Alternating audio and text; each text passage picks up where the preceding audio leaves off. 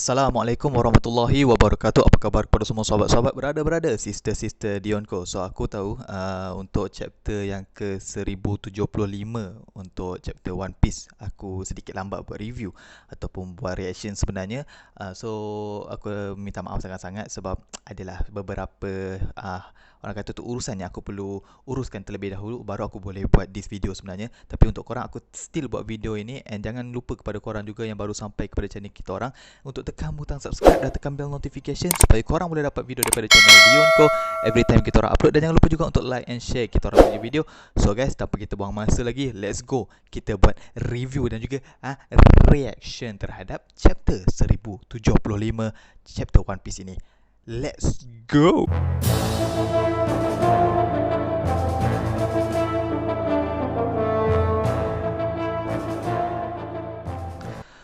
So cover chapter pada kali ini aku rasa agak seronok ataupun agak menarik untuk kita bincangkan sebenarnya. Disebabkan cover chapter kali ini dia lain daripada yang sebelum ni. Macam sebelum ni kita tengok berkaitan dengan kumpulan Mets, kita tengok ada orang bergaduh lah, macam-macam benda lagi lah. Tapi kali ni kita diperlihatkan bahawa Vegapunk telah dijemput berjumpa dengan Gorosei sebenarnya untuk menerima anugerah ataupun ialah sebagai satu penghormatan dia sebagai seorang saintis yang sangat-sangat genius lah di dunia mereka ini. So kenapa aku cakap this cover chapter sangat-sangat menarik sebenarnya, disebabkan ada tiga perkara. So for the first thing is adakah Vegapunk dijemput hanya untuk berjumpa dengan Gorosei saja, ataupun sebenarnya dia berpeluang untuk berjumpa dengan Im Sama? Aku rasa ini hanyalah satu persoalan sajalah untuk aku timbulkan sebenarnya, sebab yelah dia antara salah satu saintis yang sangat-sangat terhebat kan. So dan dia merupakan orang kata tu tulang belakang yang sangat-sangat penting untuk world government. So aku rasa Im Sama antara orang yang sangat-sangat memerlukanlah orang kata dia punya hikmat tu. So adakah dia berjumpa dengan Gorosei saja ataupun dia berjumpa dengan Im Sama sekali? So kalau dia jumpa dengan Im Sama, aku tak tahulah cakap apa dengan watak Vegapunk ni. Function dia dan impact watak dia ni sangat-sangat besar sebenarnya. Okay, tu adalah the first thing. The second thing is, kenapa watak-watak Gorosei dalam cover chapter ni dibuat secara siluet, which is dihitam-hitamkan. Aku tak tahulah sama ada Oda malah yang nak buat orang kata tu rupa mereka ke. Tapi kalau nak kata Oda malah nak buat rupa mereka, dan di mana secara siluet kita boleh tahu yang diorang punya orang kata tu wajah dan juga bentuk tubuh mereka sama seperti sekarang, which is tak ada perubahan. Dekat sini aku rasa banyak spekulasi sebenarnya, antaranya adakah diorang ini immortal ke, hidup lama. So banyaklah persoalan-persoalan yang timbul lah melibatkan Gorosei ini saja melalui cover chapter ni. So itu sajalah aku rasa kita nak borak berkaitan dengan cover chapter. Itu pun dah cukup panjang kan. So kita proceed dengan the next thing. So kesinambungan daripada chapter yang lepas, kita dapat tahu bahawa berlakunya letupan yang melibatkan Pythagoras di dalam letupan tersebut, dan Shaka cuba untuk hubungi Pythagoras tapi tak berjaya, dan dia cuba sebenarnya untuk mendapatkan visual melalui CCTV siput sebenarnya. CCTV tu berbentuk siput lah, dan dia cuba dapatkan visual. Tengah-tengah dia duk alihkan CCTV tu, tiba-tiba ada satu bayang-bayang guys. Bayang-bayang yang tak tahu siapa tu sebenarnya, tiba-tiba macam cuba untuk mencapai CCTV siput tu dan telah pun memutuskan hubungan silaturahim antara CCTV siput tu dengan Shaka sebenarnya. Dia tak dapat visual kawasan yang berlakunya letupan tersebut. Dan pada waktu yang sama juga Luffy perasan bahawa dia punya macam gadget communication ataupun orang kata tu gadget perhubungan lah, dia punya sistem perhubungan diorang ni, sebab diorang semua dilengkapi dengan gadget-gadget communication sebenarnya. So Luffy perasan yang dia tak dengar lagi dah suara kawan-kawan dia. So dia pun macam pelik lah kenapa, dan Zoro pun macam pelik jugalah kan, kenapa tiba-tiba hilang suara diorang ni semua. So Luffy pun bertanya kepada Shaka, dan Shaka bagi tahu sebenarnya ada orang lain sebenarnya yang berada di dalam makmal dorang ni, selain daripada kumpulan Vegapunk dan juga Luffy, dan juga selain daripada kumpulan CP0 tu jugalah. Dan dia dah bagi tahu tu kepada Luffy bahawa ada orang lain sebenarnya yang berada di dalam laboratory dorang ni sebenarnya. Dan satu demi satu CCTV yang berada dekat situ mula hilang. Korang rasa siapa sebenarnya ni yang menjadi pengkhianat? Siapa sebenarnya bayang-bayang tu sebenarnya? Dekat sini aku rasa hati aku kuat untuk mengatakan bahawa Vegapunk ni antara watak yang suspicious sebenarnya. Sebab ialah satu, dia hilang. Dah lah hilang sewaktu dengan Bonnie kan. dah lah chapter lepas, waktu Bonnie keluar daripada bubble Kuma tu, dia tak ada secara tiba-tiba. So apa sebenarnya yang cuba direncanakan oleh Vegapunk sebenarnya, dan ke mana dia pergi sebenarnya, sampaikan seluruh kumpulan Mugiwara dan juga kumpulan-kumpulan Vegapunk ni terpaksa mencari dia. Korang fikir dah sendiri, aku malas nak fikir dah kan. So dalam masa yang sama juga sebenarnya seluruh kumpulan Mugiwara no Ichimi dan juga kumpulan Vegapunk, termasuklah Stasi sekali. Stasi itu dalam kumpulan Vegapunk lah kan. So diorang ni semua sebenarnya telah berpecah kepada beberapa kumpulan, kepada 4 kumpulan tak silap aku, untuk mencari Stella ataupun the real Vegapunk dah sebenarnya. So the first kumpulan adalah kumpulan yang terdiri daripada Nami, Brook dan juga Edison. Ni aku malah ceritakan berkenaan dengan kumpulan diorang ni, tak ada benda yang menarik sangat lah. The second group terdiri daripada Sanji, Stasi dan juga Jinbei. Kemudian the third group adalah melibatkan Robin, Atlas dan juga Chopper. So dekat sini aku rasa agak menarik untuk kita borak sebenarnya berkaitan dengan apa yang diorang jumpa sebenarnya. Diorang nampak benda-benda ataupun organ yang telah dihasilkan sendiri oleh Vegapunk sebenarnya.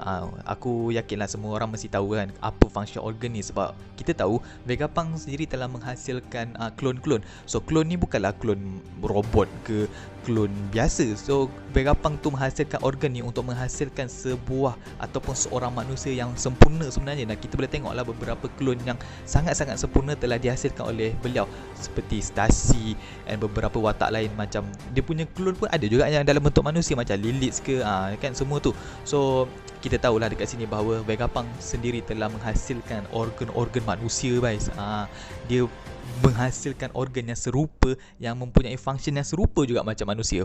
Gilanya Vegapunk dalam cerita ni, melawan hukum Tuhan ke apa.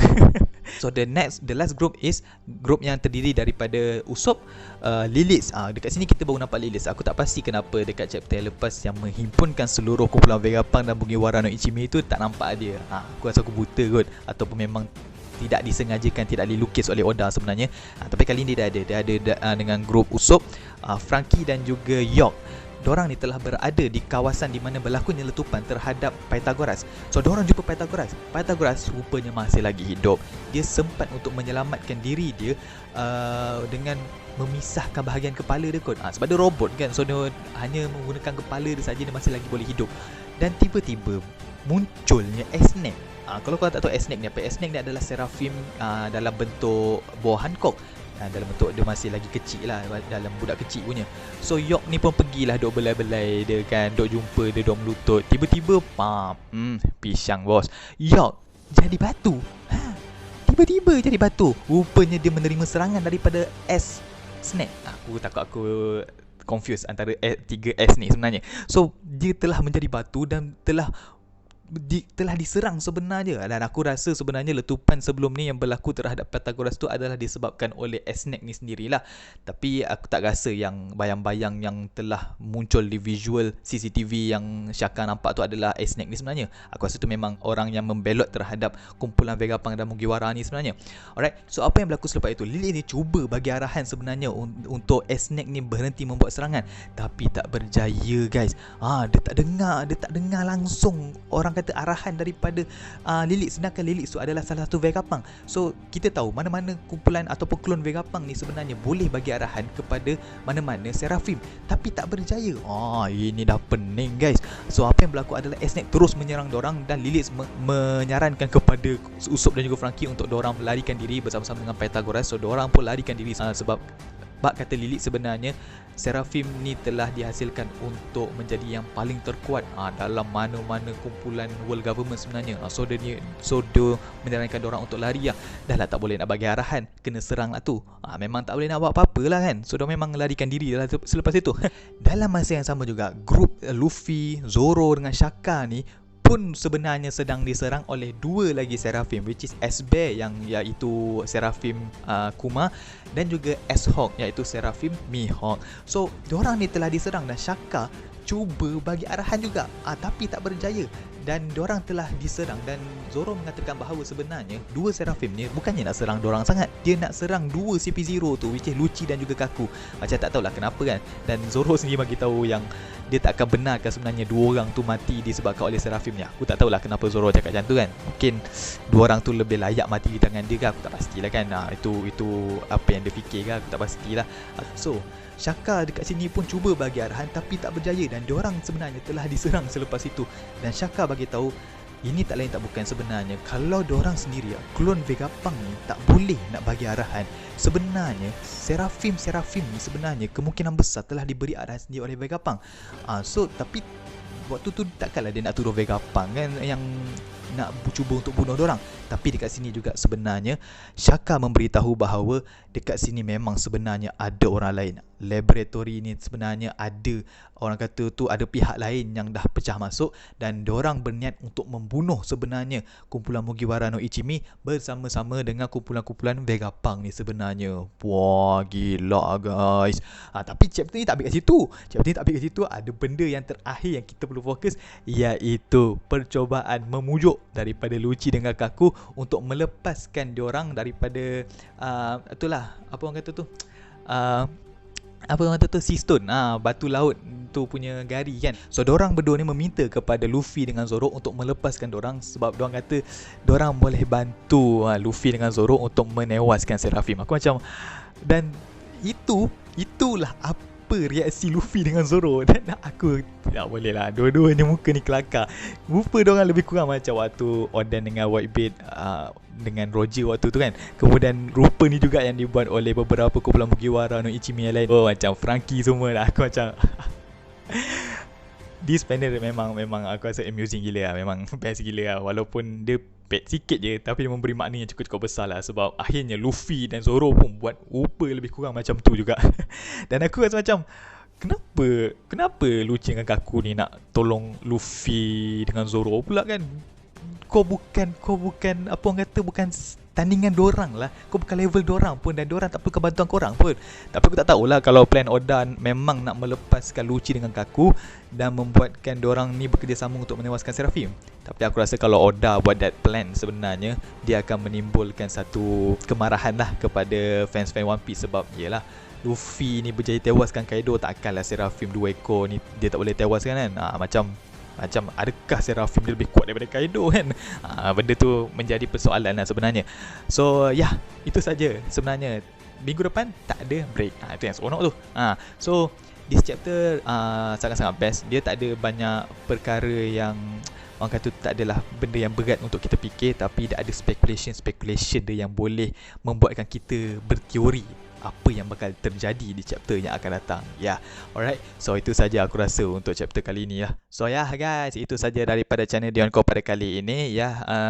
This chapter really good, and aku tak sabar untuk tahu apa bakal jadi untuk chapter akan datang. Sebab dia membuatkan, dia ada macam ada cliffhanger sebenarnya dengan Zoro, dengan Luffy tu kan, dengan siapa sebenarnya yang pecah masuk ke dalam lab Vegapunk ni dan cuba untuk buat Ona sebenarnya. Banyaklah sebenarnya membuatkan kepala otak aku ni tak boleh berhenti berfikir. So minggu depan lah kena tunggu kan. Alright. So guys, itu saya pada channel Dionko. So thank you guys kepada korang semua yang dah tengok channel Dionko sampai hari ini. And jangan lupa kepada korang yang baru saja sampai ke channel Dionko untuk tekan butang subscribe dan tekan bell notification supaya korang boleh dapat video daripada channel Dionko every time kita orang upload. Dan jangan lupa juga untuk like and share channel kita orang supaya channel kita orang boleh berkembang lagi, dan kita orang akan buat lebih banyak lagi lah konten-konten di masa akan datang, insyaAllah. So guys, itu saja daripada channel Dionko. Sihat-sihat saja di luar sana. Assalamualaikum warahmatullahi wabarakatuh. Wacau lo.